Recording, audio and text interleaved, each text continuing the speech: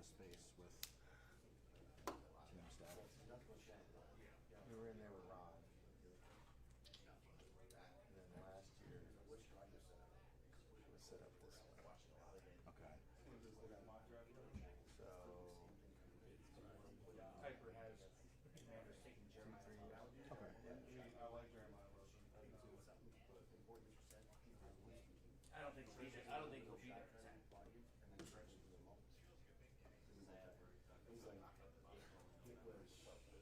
Draft discussion before Thanksgiving.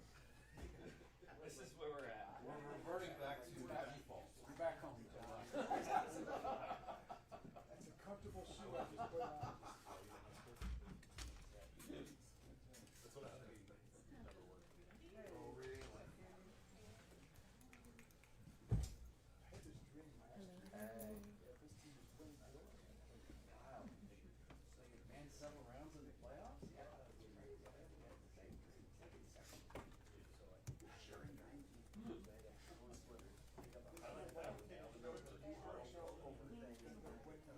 Allie, when it wakes up and dresses it.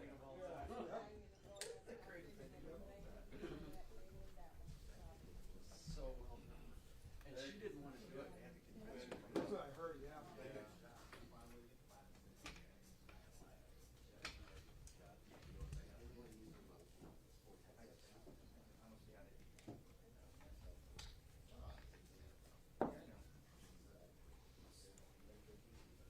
Thanks so much. Start your question off with that.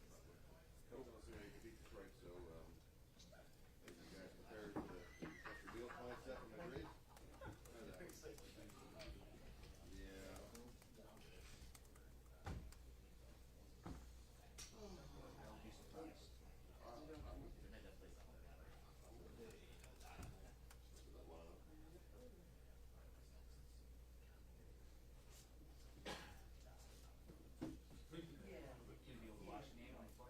Yeah, I'm sure I will. I'll watch a little bit in the airport. What time your flight? 6:30. Sunday? I'll be able to watch. And I'll be in the airport 2 hours. You bummed and missed the game? Not really. I couldn't even ask it was a game. No, you couldn't. Wait, I'll be 6:30 a.m. or Yeah. Yeah. I'll be in the bar, right there, or maybe sangria. Get myself ready for Madrid. Huh? That's what I'll do. It actually worked out. Yeah. Little paella. Monday like 6:20. 6:20 p.m. Yeah, I mean, yeah. But just people that show their money. Not who you're looking for. What you got here? I did. I needed one, dude. My hair was long as shit. Sorry, brother. Very good. What's up, Gov?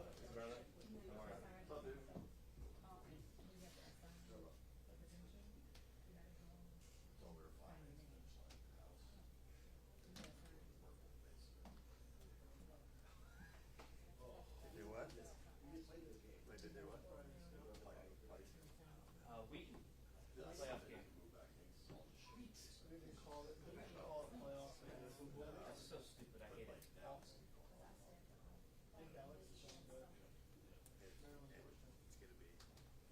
that this Friday? Indeed it is. Every conversation like, well, you were here.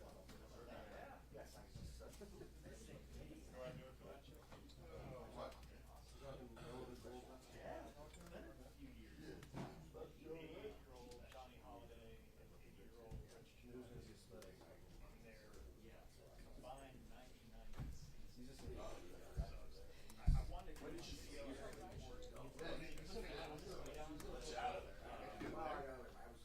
Well, no, it's got to run on Friday.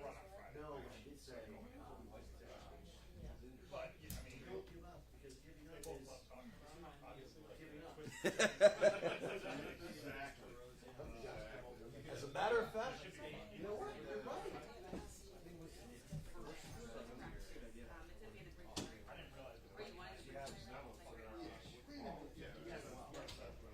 Chance of first place late Monday in College Stadium. Yeah. Well, I'll be on the plane, so.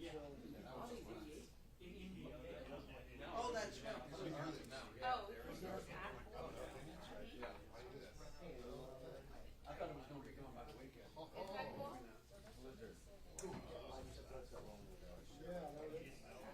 Well, I guess we'll do that. Are you going? Cool. Not because of this. I just. What's up, Brian? All right. It's,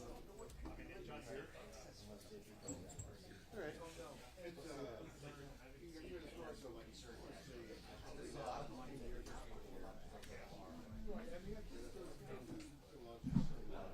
I mean, like, it's like a normal week.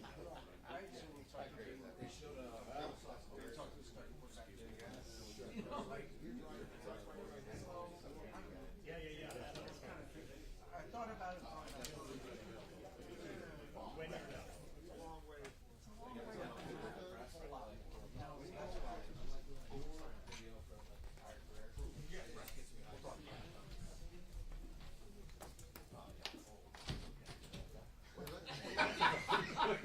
Oh, right, yes. we can see Sean now. All right, good to see you guys. Tell you what, I'm excited. 3 days of full speed practice. We need all of it, and get Wednesday, Thursday, Friday full on. It's one thing to talk about improvement, but we got to go do that, and that happens out in the practice field. Help one another get ready. Have some good competition. You'll see back and forth, offense versus defense, and I'm ready to get rolling with the team today. So let's get started with you guys. With Jaden not on IR, what's the update on him? What with the plan for him? Yep, we are actually going through a final medical meeting today regarding second opinions and that to put the plan together. So we should have an update for you here, the next day or so. Just being thorough through the whole process, like all the guys, to make sure all the opinions, and then gather all the info, and then make the decisions from there. And then we've talked a lot about the physical toll of the injuries, and just like guys who are missing, what's the mental toll on this many injuries on a team? When you see, I know it's next man up, but what's the mental toll like? Yeah, it's a great question, John. It is, because there's continuity issues that take place first off when you have an injury of people, not in sync all the time together. But the mental toll, it's definitely a big one.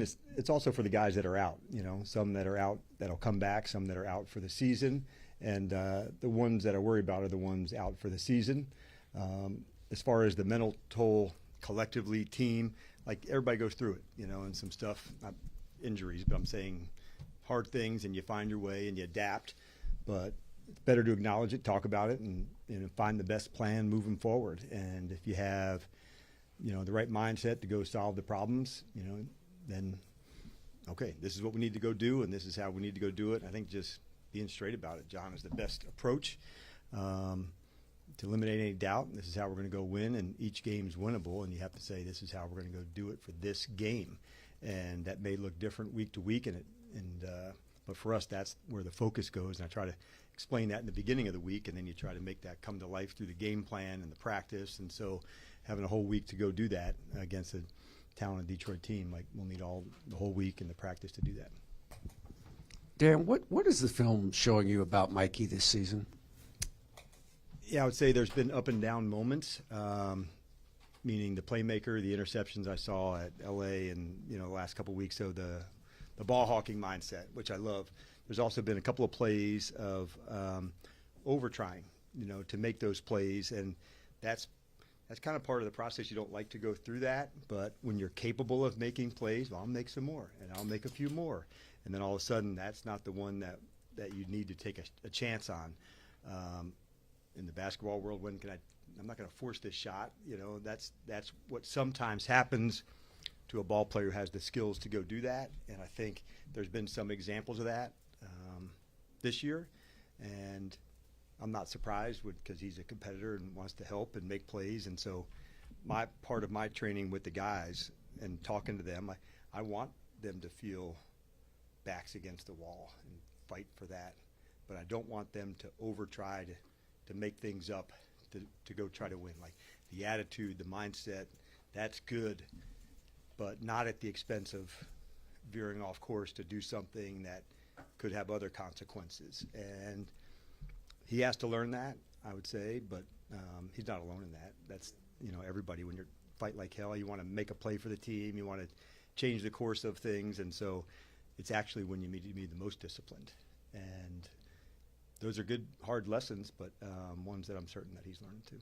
What does he have to lean into as a second-year player who has this? It's a natural kind of progression. There's tape on you now. There's ways to attack you now.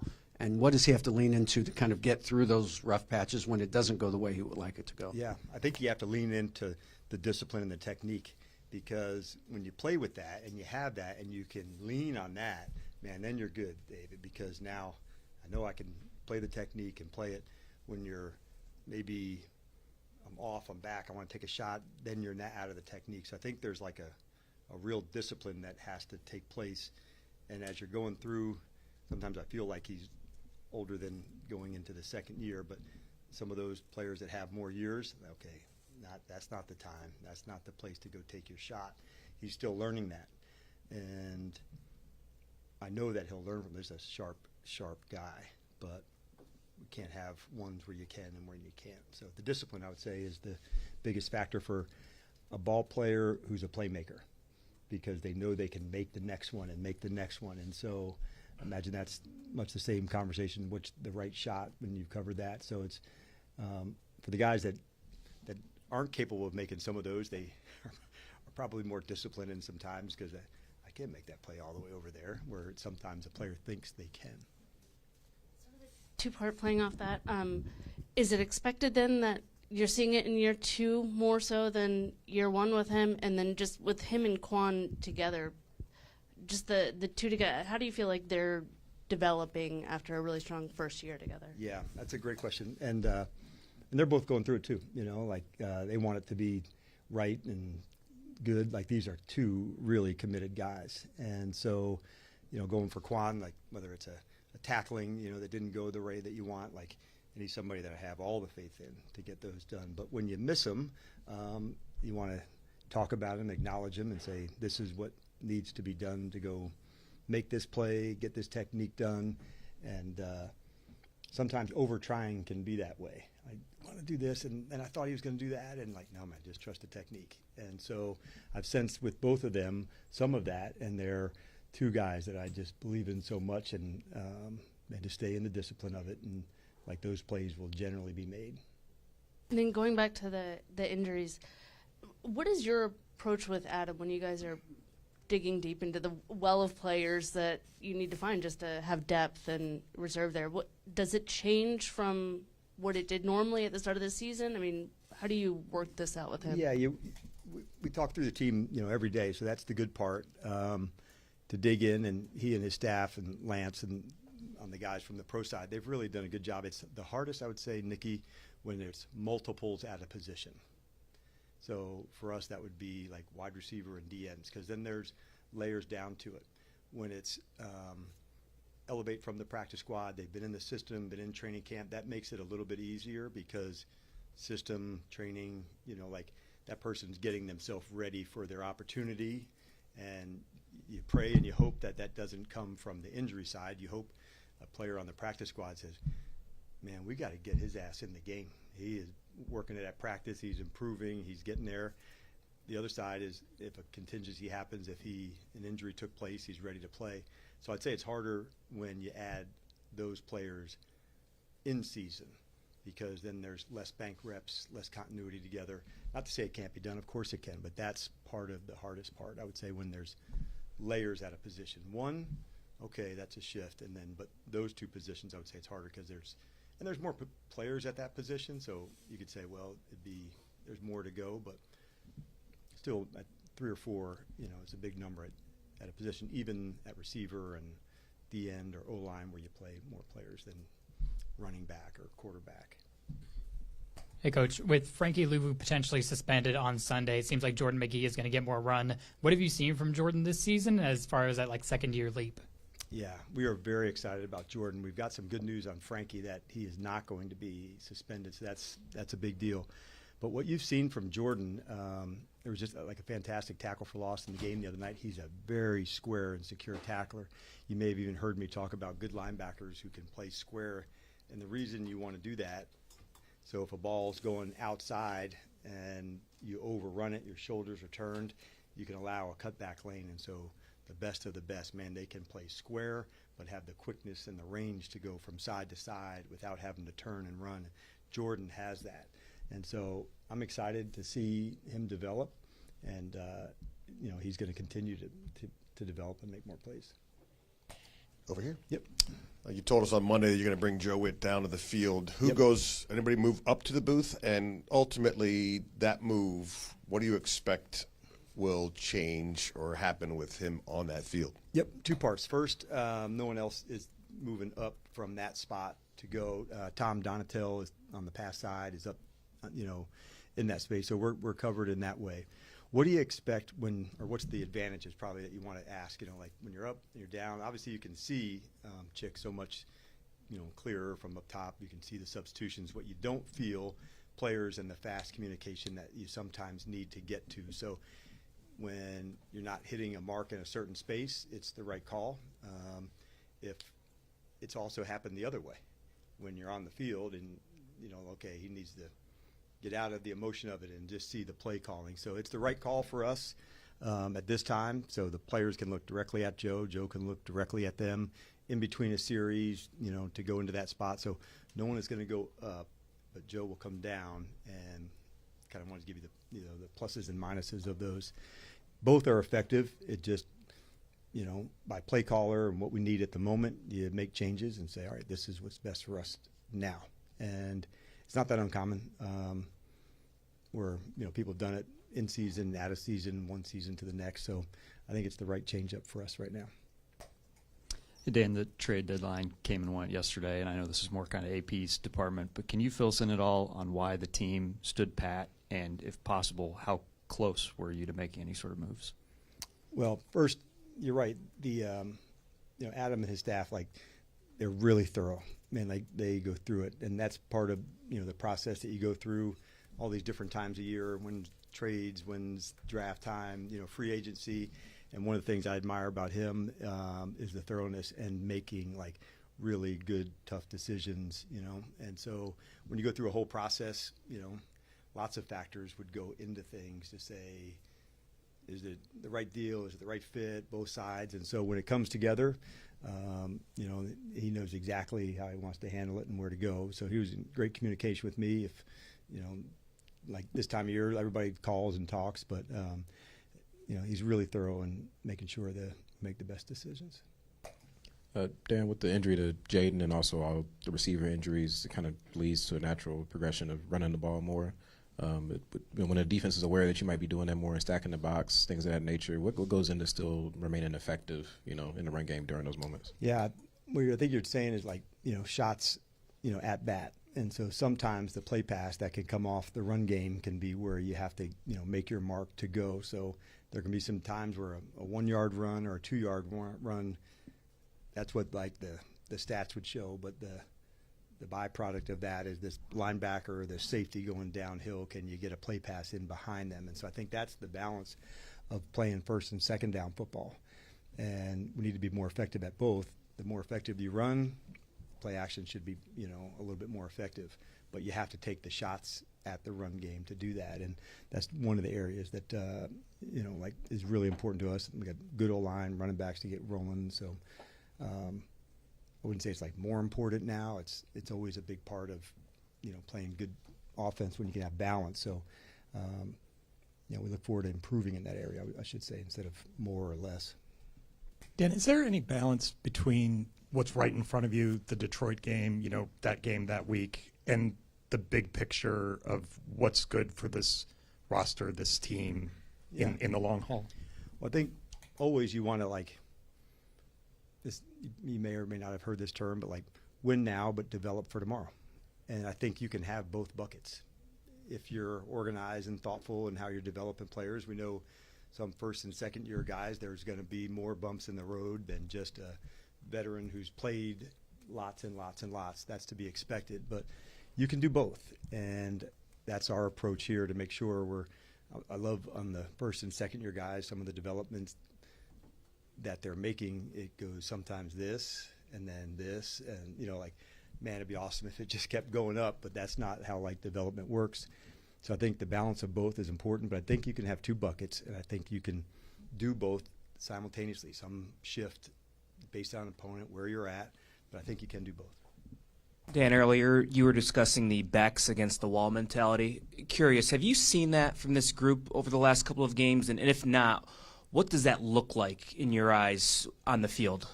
Well, I think you want to first, like that's a fighting mindset to find a way to dig for it. And the nice part about our team, the culture and environment is there to push one another to get better. And when you don't hit the marks, like the frustration of why and where, and there can be over trying or step out. Why am I not doing that to go make a play? And so I think what it calls on with your back against the wall is like real discipline, man. Like you don't have to do anybody else's gig, just yours, hard, tough, but like don't get out of the discipline of like what's required for you. And that's what's needed for us and our team at this time. You got time for 2 more? Kind of like you were talking with Mikey and the defense playing within the defense there. When you look at the running game specifically, do you think that have you seen the offense taking what's being given to them, or do you think that folks are trying to press outside and do a little bit more and make a bigger play out of something that's not necessarily there? I think there could be signs of both. There was a run in the game where it was a smaller distance to go, maybe a 2nd and 1 or that, where hey, man, get the first, as opposed to, and I can get the big one over here, though. No, man, get the first. And so that's an example of real competitiveness misguided. Like the dog-ass competing is everything we love and want to be about, but I just got to stay in the discipline to get this moment, this yard, this conversion, and then you go play again. Some of it can come into penalties, too, to say you grabbed, you shouldn't have. In the run game, you certainly don't want any penalties on offense in the run game. If there is, and there's somebody's hitting the quarterback and you grab them, like that's where those should come. But those are things that knock you out when you can get a penalty that like could have been avoided, because all of a sudden you may go from a 2nd and a short or a 2nd down. Now you're at 2nd and 25 and you stall, and that kind of bleeds into like starting fast. We're ready to go, 2nd and 25, next drive, another penalty to go, and all of a sudden you're spinning, and you want to get going. So I think the discipline, and it's not like, I'm going to say this in the best way, they're not undisciplined, don't overtry, right? It's not a knowing assignments or bullshitting. It's, man, this is just hit this part and get it right. Hit the target, get to the space. You don't have to do the extra and the extra. And as a competitor, sometimes that can be hard. I know I can make that play right over there. That's not the one right now. This is what's needed. So it's not chaos or that. It's truly like the discipline to just stay in that space, into that moment, down after down after down. And if somebody beats you on a good play, I guess NFL football, you can live with that. But don't beat ourselves. And too often when you do that, man, that's a hard-ass hole to climb out of. And when the margins are smaller. So you want to make sure, man, stay in that space, stay with the discipline. And if you can do that, then, you give yourself, a much better shot at playing well. Hey, Coach, in looking back at your cornerback room, with the injury you had to Marshawn out for the year, I think Trey is nicked with a little hip injury. How are you looking to, I guess, to move that room around? Does Mikey maybe go back on the outside, Jonathan Jones? How does that room look at this point? Yeah, you're on it. The candidates of Jonathan, obviously, is going to play more. And Noah, he's got the experience inside as nickel as well. So having Jonathan here, and Mike with both inside and outside flex, that's a big deal, Donna, because now you're not just he can only play this spot. Think of it like the offensive lineman that can only play center and can't play guard. So the fact that those two guys play both, that's a big deal for us, and Noah as well. So when you're outside, that's a tough job, and sometimes that's, like Marshawn and Trey mostly play on the outside, but when you have flexibility both, it allows defensively you to, maybe there's a matchup you like, you can even switch in a drive if you'd like, and so that can help too. But you're on the right track. It'll take a few guys to work through how we'll go, moving forward from here. All right, thanks, Coach. All right, thanks everybody.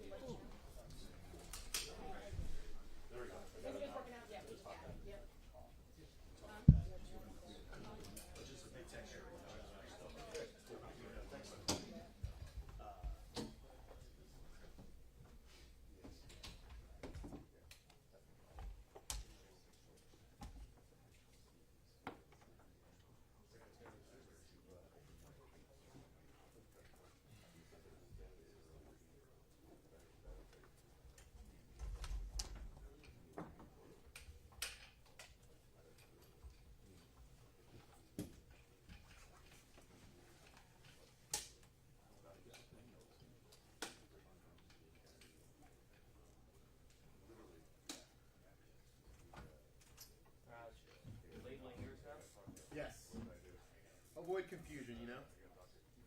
It's happened too many times. Stole my trick. Did you ever get yours, by the way, from Adam? Yeah. All right, good.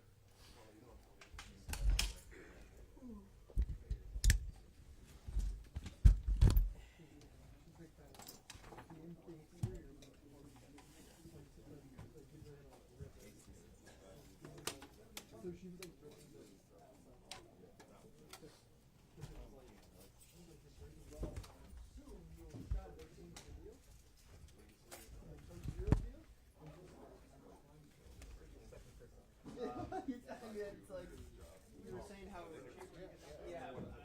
That's what he told me. So hopeful.